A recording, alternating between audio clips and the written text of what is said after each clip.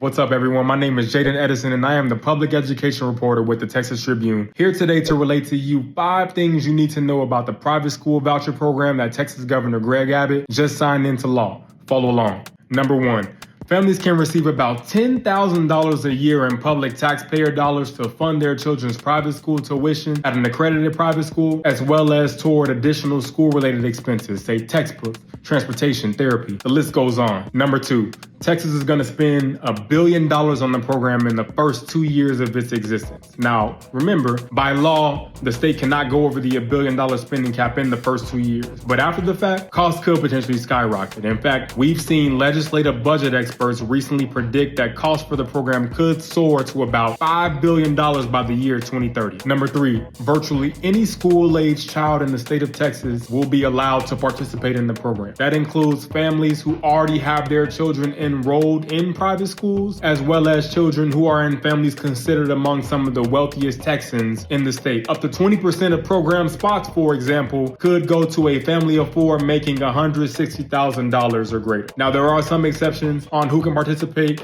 the big one being a family who cannot prove that their child is a U.S. citizen. Number 4, the program is set to officially launch at the beginning of the 26-27 school year. Now, between the law officially taking effect on September 1st, 2025, and the program launch in the fall of 26, there are going to be some things that the state needs to figure out. One is going to be obviously the application process for families who are interested in participating, as well as the process for organizations who are interested in helping Texas administer the program. That process is going to be overseen by the state comptroller, who is also responsible for overseeing the state's finances. Number 5, the state does not really impose very many requirements on the private schools that choose to participate in this program. Now, there is a requirement that the private schools be recognized by the state. In other words, that they have accreditation. There is a requirement that the private schools have operated for at least 2 years before they can participate in the program, but ultimately they will still be able to decide which tests their students take, which it does not have to be the STAR test. They will still have the power to determine which students do and do not meet their admission standards. And ultimately, private schools can determine their curriculum. They can determine how they accommodate students with disabilities, so on and so forth.